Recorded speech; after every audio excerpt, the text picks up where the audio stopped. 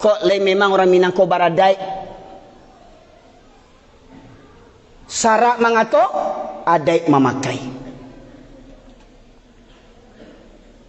Kecek syarat. Terlepas daripada khilafiah perbedaan para ulama yang ambo yakini, walau banyak mazhab mengatakan berpendapat, ambo yakini solat berjamaah hukumnya wajib bagi para laki-laki. Di mana dalil wajibnya? Yang pertama, syarat mengatur surah Al-Baqarah ayat 43, wa aqimus shalah wa atuz zakah warka'u ma'ar rakiin. Ada 3 perintah dalam surah Al-Baqarah ayat 43. Wa aqimus shalah, dirikan solat, hukumnya kita sepakat wajib hukumnya. Wa atuz zakah, tunaikan zakat, kita sepakat wajib hukumnya. Warka'u ma'ar rakiin, cerita tentang orang solat lagi. Warka'u ma'ar rakiin, apa maksudnya? Rukuk bersama orang-orang yang rukuk. Apa maksudnya? Solat berjamaah hukumnya wajib bagi laki-laki, terutama orang yang balaga mengaku adai santiang jo adai. Jangan balaga jadi nini mama alim ulama cerdik pandai. Kalau nak tiba subuh berjamaah otak gadang. Semestinya di Indonesia ko, bahkan di dunia ko, orang yang paling soleh, orang yang paling takwa semestinya orang Minangkabau. Sebab yang punya falsafah adai bahasa nijo syarat, syarat bahasa nijo kitabullah, syarat mengatur adai memakai, cuman orang Minang yang punya, orang Arab ni nak punya tu. Santiangnya orang Minangkabau ko, Pak. Santiang orang Minangkabau ko. Terus yang tak sembahyang seminggu sekali tu orang tu. Yang hari-hari hidupnya juanjiang orangnya tu. Betul Ustaz kasana menyebut anjiang, tak perlu diterjemahkan wawaw. Kalau anjiang sebut anjiang, Pak. Ya. Dalam Al-Quran disebutkan surat Al-A'raf 176. Famathaluhu kamathalil kalbi. Orang yang lebih cenderung kepada dunia dan menurutkan hawa nafsunya rendah, perumpamaan mereka seperti anjing, kata Allah. Famathaluhu kamathalil kalbi. Tidak perlu dibuat seperti wawaw. Allah katakan anjing, sebut anjing. Jangan awak lebih bersantun, lebih beradab, perlu awak merasa lebih beradab daripada Allah Subhanahu wa taala. Caliak beko di rumah surah Al-A'raf 176. Allah sabut di situ anjing. Orang yang wakatunya habis untuk urusan dunia. Pai baburu talok jauh-jauh, menengah kaji nak talok, sama juanjiang kecil Allah. Maka tak heran kalau ada yang soto juanjiang sampai nak tahu mana orang mana nanjiang, sama jo bantuannya. Masyaallah muslimin. Mohon maaf, sidang jamaah Jumat rahimakumullah. Kaji kau harus sampaikan dia apa? Dia orang Minangko yang bercalik lah banyak makan basi. Basi pakak, basi turiak, basi mada. Kok cerita di rantau nak tangguang orang Minang ko yang paling santiang agamanya. Oh, kami orang Minang nak akan tagadai akidah kami doh. Alun tagadai akidah sembahyang seminggu sekali. Alun tagadai alun pindah agama tu sembahyang seminggu sekali. Alun pindah agama tu juanjiang jo hidup sehari-hari. Kok berang yang punya anjiang, kok berang seorang je lah. Kok mati tagang seorang je lah. Bila ketobat lah, bila kesadar je lah. Mujuar musaji kau nak ada yang buat anjiang. Masyaallah muslimin yang dirahmati oleh Allah. Itu yang pertama. Tauhid. Apa tauhid itu? Segala sesuatu yang dianggap, yang disamakan dengan kedudukan Allah sebagai Tuhan. Yang lebih dicintai, yang lebih ditaati, yang lebih ditakuti. Tempat bergantung yang dianggap bisa mendatangkan rezeki, yang dianggap bisa menahan gunung Merapi. Ya, seperti gunung Merapi di Jawa ada Mbah Marijan, katanya penjaga kunci pintu gunung Merapi. Di gunung Merapi kok siapa kuncinya di bagian datuk siapa macam kuncinya tu. Masyaallah muslimin segadang kuncinya tu. Menganggap bisa menghindarkan bencana. Itu semuanya tauhid. Dukun-dukun itu tauhid tu. Santiang lo dukun tu taunya pitih orang hilang di mata saleknya, tahu dukun tu, setan dukun tu. Masyaallah muslimin.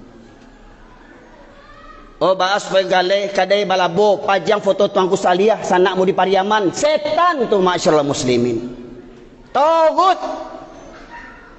Bahkan mungkin foto Tuanku Salih lebih bisa mendatangkan rezeki. Kalau boleh memajang foto, tunggu foto Yesus awak pajang le. Yesus tu kan Nabi tu. Ha? Walau yang disalib itu bukan Yesus yang sebenarnya, bukan Nabi Isa yang sebenarnya. Masyaallah muslimin, kau kaji yang harus disampaikan. Kareh memang karena apa? Banyak orang Islam lah kareh hatinya lebih kareh pada batu le. Kemudian yang kedua masyaallah muslimin, Tuhan yang batil, sesat dan menyesatkan adalah al-alihah. Allah tegaskan dalam surat Al-Furqan surat ke-25 ayat 43. A'udzubillahi minasyaitonir rajim. Afara'aita man ittakhadha ilahahu hawahu afa anta takunu alaihi wakila. Pernahkah kau perhatikan orang yang mempertuhankan hawa nafsunya, mempertuhankan hawa nafsunya? Malam pak di waktu subuh jago solat kamu saji, atau tidur di rumah, atau solat di rumah? Oh dek dingin di Sungai Puako, dingin di Pariaman, ialah angin. Masyaallah muslimin yang dirahmati oleh Allah. Di masa Nabi ada Bilal yang pertama namanya Bilal. Di masa Nabi itu dua masyaallah muslimin. Karena di masa Nabi memang azan subuh itu 2 kali. Ya, azan pertama untuk menjagokan orang untuk solat tahajud atau puas untuk sahur. Azan kedua baru masuknya waktu solat. Azan pertama dikumandangkan oleh Abdullah bin Ummi Maktum. Si Abdullah bin Ummi Maktum kau sahabat Nabi. Dek beliau kau lah perantaranya turun surat Abasa wa Tawalla. Surat Abasa. Lah gaya kecilnya bersobat ya Rasulullah. Ya Rasulullah, engkau tahu aku orang tua yang buta. Aku orang tua yang buta, kata Abdullah bin Ummi Maktum. Rumahku jauh dari masjid. Jalan ke masjid berliku-liku. Banyak binatang berbisa, ular, kalajengking, ya, sipasan. Tidak ada orang yang senantiasa menuntunku ke masjid. Ya Rasulullah, bolehkah aku sholat di rumahku? Orang buta gaek, rumah jauh, tidak ada ondan, tidak ada sepeda, tidak ada ojek. Batanya meminta ke Rasulullah, ya Rasulullah, bolehkah aku sholat di rumahku? Kata Rasulullah, apakah kau mendengar seruan azan? Dengar ya Rasulullah. Tidak ada keringanan bagimu untuk sholat di rumahmu. Dun sana ambo, yang orang Minangkabau, yang keceknya orang Baradai, orang gaek buto, meminta ke Nabi untuk keringanan solat di rumah. Jangan kecek kajian bo kareh, suara boyo kareh sebab mo lahir di Medan, tinggal di Pariaman, ya. Darah Batak bersambung bersujadah Pariaman, makanya kareh suara bo. Tapi amo tak pernah seperti Rasulullah. Kecek Rasulullah datang orang buto, kecek Rasulullah meminta keringanan sembahyang di rumah. Kecek Rasulullah, apakah kau mendengar suara azan? Dengar Rasulullah. Tidak ada keringanan bagimu untuk solat di rumahmu. Orang tua buta tidak dapat keringanan solat di rumah. Hai kalian para pemuda, sehat, rumah dekat masjid, mobil mewah banyak, motor banyak, kekayaan banyak, tidak ke masjid. Kau lebih buta daripada Abdullah bin Ummi Maktum. Rumah bertetangga dengan masjid, kalau istilah orang tinggal mulumpe, dia tiba di masjid. Indak jo barang kek leh. Di riwayat yang lain Rasulullah menegaskan, aku ingin. Memang Rasulullah berkeinginan, belum dilakukannya, tapi beliau ingin. Apa keinginan beliau? Aku tunjuk salah seorang menjadi imam. Kumandangan qomat, aku tunjuk salah seorang menjadi imam. Dan aku ingin berkeliling kampung sembari membawa kayu bakar. Apabila aku dapati ada laki-laki yang sehat, balik, berakal, masih berada di rumah, sementara masjid telah mengumandangkan qomatnya, mereka masih berada di rumah, aku bakar rumah mereka. Kok nyampang idui awak di masa Rasulullah, baru rumah awak kini. Kok ingatnya ialah lagi ke surau, kok ayahnya lagi surau, anak mudanya, anak lajangnya. Hai pemuda, di mana kalian waktu subuh? Demi pacar namuah pai bajawah-jawah bau hujan demi pacarnya. Demi Allah, Main game talok sampai malaki subuh. Masuk waktu subuh, pulang pergi lalok, bukan pergi sembahyang. Abdullah bin Umi Maktum, orang gaib nan buto, ndak dapat keringanan solat di rumah. Siawak. Maka benarlah kata Rasulullah, dua solat yang berat bagi orang munafik. Mengaku-ngaku Islam, mengaku-ngaku cinta Allah, cinta Nabi, cinta kitab Al-Quran, tapi berat mendatangi solat Isya dan subuh berjamaah. Siapa yang tidak mendatangi solat Isya dan subuh berjamaah, kata Rasulullah, orang munafik. Maka koreksi diri masing-masing. Subuh tadi di mana kita solat? Setiap subuh di mana kita solat?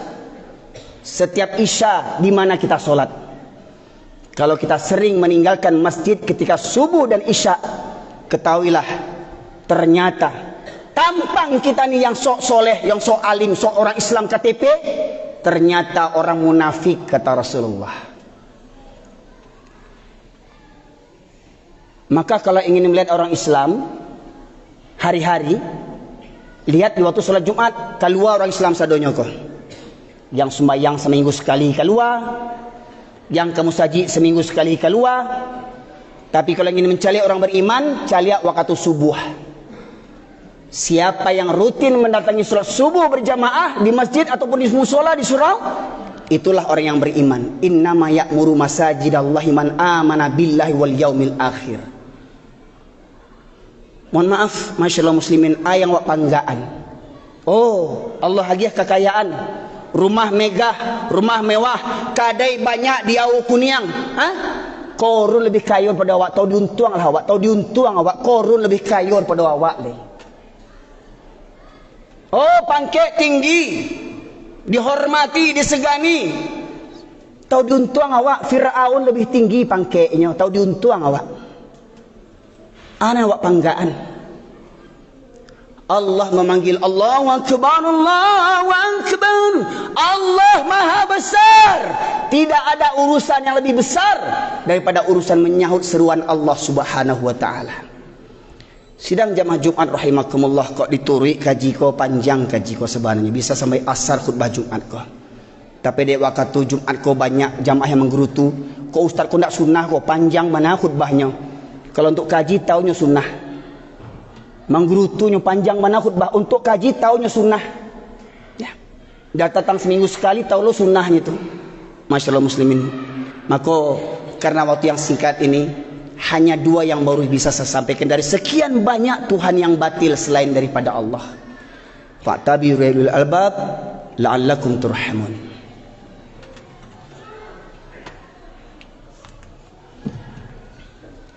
Alhamdulillah alladzi khalaqal mauta wal hayata liyabluwakum ayyukum ahsanu amala. Asyhadu an la ilaha illallah wahdahu la syarika lah wa asyhadu anna Muhammadan abduhu wa rasuluhu alladzi la nabiyya ba'da. Allahumma salli wa sallim ala nabiyyina Muhammad wa ala alihi wa sahbihi ajma'in. Masyaallah muslimin, sidang jamaah Jumat rahimakumullah. Di khutbah kedua ini saya sampaikan satu firman Allah, surat Al-Kahfi ayat 103 sampai 106. Allah berfirman, a'udzubillahi minasyaitonir rajim. Qul hal nunabbi'ukum bil akhsarina a'mala alladzina dhalla sa'yu fil hayatid dunya wa hum yahsabuna annahum yuhsinuna sun'a. Ulaika alladzina kafaru bi ayati rabbihim wa liqa'ihi fahabitat a'maluhum fala nuqimu lahum yaumal qiyamati wazna dzalika jazaa'um jahannamu bima kafaru wattakhadhu ayati wa rusuli huzwa. Allah berfirman yang artinya, maukah aku beritahukan kepada kalian tentang orang yang paling merugi amal perbuatannya? Kata Allah, maukah aku beritahukan kepada kalian tentang orang yang paling merugi amal perbuatannya? Yaitu orang-orang yang sia-sia amal ibadahnya selama hidupnya di dunia, tetapi dia menyangka telah berbuat sebaik-baiknya. Alang kurang diambo. Ambulah Islam 7 keturunan, ambulah solat, lah puasa, lah berzakat, lah haji, lah kurban, lah umroh, lah cukup sadonyo, anak kurang diambo. Menurut dirinya lah berbuat sebaik-baiknya. Tapi kata Allah, semua amalnya sia-sia. Selama hidupnya di dunia, amalnya sia-sia. Ada orang gaib meninggal umur 80 tahun. Selama 80 tahunnya beribadah, selama 80 tahunnya memeluk Islam, semua amalnya sia-sia. Apa sebabnya? Ayat berikutnya Allah menegaskan, ulaikal ladzina kafaru bi ayati rabbihim wa liqa'ih. Mereka itu orang-orang yang ingkar kepada ayat-ayat Allah dan ingkar terhadap perjumpaan terhadap Allah Subhanahu wa taala. Apa contoh ingkar ini? Lah tahu di kampung awak di masjid surau ada wirid pengajian, ndak tiba, ingkar. Di masjid awak kau mungkin ada wirid seminggu sekali paling tidak. Baranan tiba, sia yang tiba. Orang yang acok nak tiba, orang yang ingkar. Merasa sudah pede, sudah yakin pahalanya sudah banyak dikumpulkannya. Beragama menurut seleranya masing-masing, pandai menyalah-nyalahkan orang lain, pandai menyesat-nyesatkan orang lain, merasa lebih baik dibandingkan orang lain, seakan-akan surga sudah di kapling-kaplingnya sendiri, hanya untuk kelompoknya sendiri. Oh, ambolah berjanggui, anak kurang janggui, ambolah panjang, ambolah berjubah, anak kurang lain, langsung kau ajian kurang lain. Menurut dirinya, dia telah berbuat sebaik-baiknya. Maka kata Allah, fahabitat amalu, maka hapuslah semua amal-amalnya. Semua amalnya hapus, kata Allah. Dan di akhirat kami tidak mengadakan penimbangan terhadap amalnya. Di akhirat tidak ditimbang amalnya. Maka masyaallah muslimin, balasan mereka adalah neraka jahanam. Dikarenakan mereka menjadikan ayat-ayat Allah sebagai gurau-gurauan dan menjadikan para nabi sebagai gurau-gurauan. Maka harapan hamba semoga masyaallah muslimin dalam khutbah Jumat yang singkat ini dan lewat waktunya sedikit, semoga para jemaah bisa bersabar untuk mengambil hikmah daripada khutbah yang bersampaikan kini kau, untuk kita mengevaluasi, memperbaharui iman dan takwa kita. Benarkah kita hanya bertuhankan kepada Allah Subhanahu wa taala? Semoga kiranya kita yang hadir semua hari ini adalah orang-orang yang diterimakan taubatnya oleh Allah Subhanahu wa taala. Semoga kita semuanya hari ini orang-orang yang dilunakkan hatinya untuk tunduk patuh kepada Allah Subhanahu wa taala. Semoga kita yang hadir pada kesempatan kali ini senantiasa dirahmati oleh Allah sampai akhir hayat kita. Maka marilah syukuri nikmat ini dengan senantiasa tunduk patuh kepada Allah Subhanahu wa taala. Jangan campakkan rahmat Allah, jangan campakkan hidayah Allah, untuk kita senantiasa tunduk patuh kepada Allah Subhanahu wa taala. Maka saya menghimbau kepada para dunsanak sekalian, orang yang baradai, dunsana ambo orang yang baradai, nenek mama alim ulama cerdik pandai, jo nanak kemanakan, mari babaliak kita ke surau, babaliak ke surau, ramian surau. Itulah kekuatan umat Islam. Innallaha malaikatahu yusholluna 'alan nabi ya ayyuhalladzina amanu shallu wa sallimu taslima.